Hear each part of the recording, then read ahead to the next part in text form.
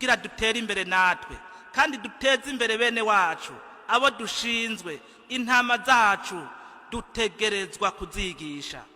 Kwigisha sinzi wavuze ati ushaka guhonya igihugu ntuze ugende ngo ufate imipanga ufate inkoho ugire ati ushaka ko igihugu gihona, abantu bahona, intama zihona bimu bumenyi bazoba imbunuza w'imihimbiri, abantu bazoza mu kubakwega bakwega izuru bajana iyo bashaka. Ati ushaka ko igihugu gitera imbere, ushaka ko isi itera imbere, ushaka ko abantu bamererwa neza, ubaha ubumenyi bo nyene bakamenya gutandukana icatsi n'ururo. Nivyo Yezu yagiriye abigishwa biwe. Ingamunyu ba Petero batari barize Yezu amaze kuzuka, kuko yari yarabigishije, barajina imbere y'inama nkenguza amateka na nshinga amateka, bakavuga ijambo rimwe bagira bati mbega abo bantu ubwo bumenyi babukuye hehe? Ati nta handi atari kwa Yezu, nta handi atari kwa Yezu. Igihugu kitagira incabwenge kiba kigowe. Ibi Yezu yabikoreye abigishwa biwe kugira ngo abagaragariza urukundo rw'umwungere mwiza. Ikindi kiranga Yezu umwungere mwiza n'impuhwe. Yezu ngo abonye abantu bamukurikira bamutera ikigongwe ngo kuko bari bameze nk'intama zitagira umwungere. Naha nyene tuhigire cane kuko harahambaye. Yezu yaciye ahindura programu. Murabona ko yaragiye kuruhuka n'abigishwa biwe, yaciye ahindura acaja mu byo kubigisha ngo kandi umwanya utari muto, kandi umwanya utari muto. Impuhwe gutegwa ikigongwe n'amagorwa y'intama. Umwungere ategerezwa kurangwa n'umutima w'impuhwe nk'uwa Yezu. Intama zishonje akihutira kuzigaburira, zinyotewe akihutira kuziha ico zinwa.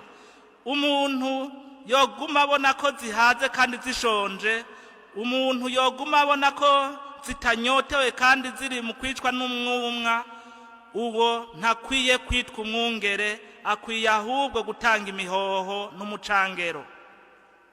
Umuntu atihutira guhindura programa kugira uwundi mwene wamererwe neza, gira ngo je namaze gukora ngo isaha yanje yashitse, ngo saa sita yageze nugaye ubona umugwayi yashitse n'ibindi byinshi. Uwo si umwungere mwiza. Yezu araduhaye akarorero guhindura programu kubera intama ikeneye konka, kubera intama ikeneye ivyirya, kubera intama ikeneye ivyinwa. Hariho abantu rero bumye badategwa impuhwe n'intama zishonje canke zinyotewe. Kuri bo kazima bo bahaze ataco babuze, abo baragowe bavukanyi. Yezu uyu munsi araduhamagariye kugira impuhwe z'intama dushinzwe. Tubona inzara n'inyota zazo, duheze tuzitwararike, tugira umwitwarariko, twiruke umugani wa wundi ati dushushe ibirenge tuzironderera ubuzima. Tureke kuba sindabibazwa kuko Imana yazidushinze izozitubaza. Bive mu majambo bije mu bikorwa. Abavyeyi birukira abana babo, abatwara birukira abatwagwa babo.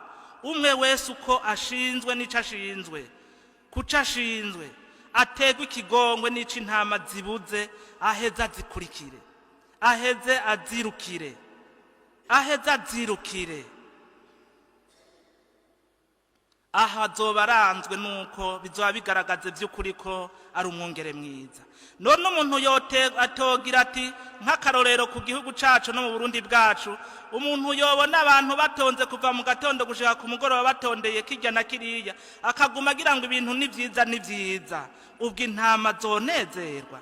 Niko intama zitaryana zo muri ya menyo. None intama ziritekerereza.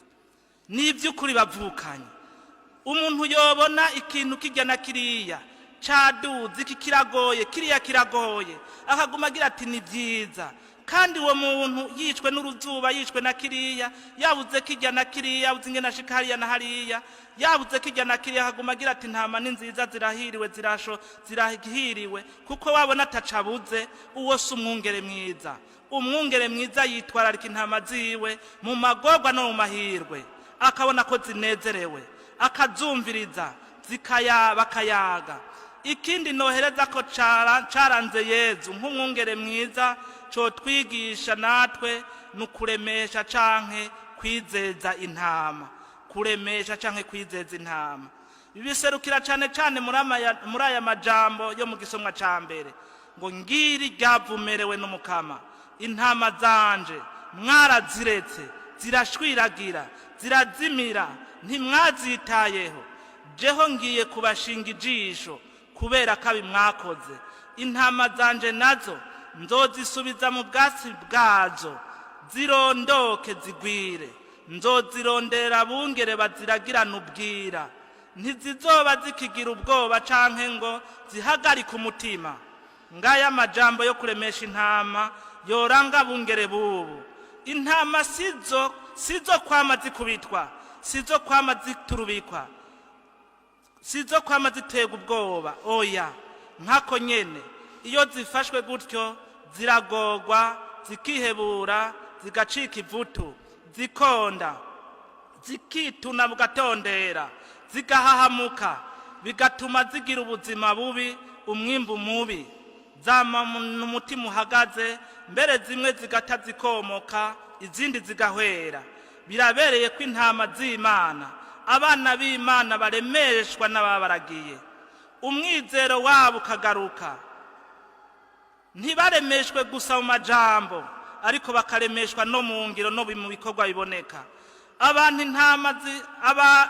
Abatuma intama zigorwa, bagakomborwa, bagahanwa, maze intama zigashindwa, abungere bazozigirira neza, bazozigirira ubwira, bakajiha ico zikeneye nk'uko Yezu, nk'uko igisomwa ca mbere kibitubwiye, nzoziha baziragira neza. Ni igikorwa rero kitoroshe, ariko ngombwa ko kiranguka uko umukama bishaka. Irega intama twashinze sizi wacu niz'umukama, kandi azozitubaza bitebuke. Umwe wese azokwibarizwa n'intama yashinzwe, kandi ntagire umuntu n'umwe agire ngo jewe reka niraramire ntaco nashinzwe, ngo jewe nta na kimwe, ngo sindi umukuru, ngo nta kazi mvise, ngo sinkora muri leta, ngo sindi umukiniki, ngo jewe nta kazi ngira. N'umuplanto mu biro arashinzwe intama, nta muntu atagira ico ashinzwe. Abishinga rero kuzishikura ubwoya, impera n'imperuka azobahongora amenyo. Abishinga kuzishikura ubwoya, impera n'imperuka nyene z'umukama azobahongora amenyo. Ico twomenya abavukanye, kuba umwungere mwiza ntivyizana.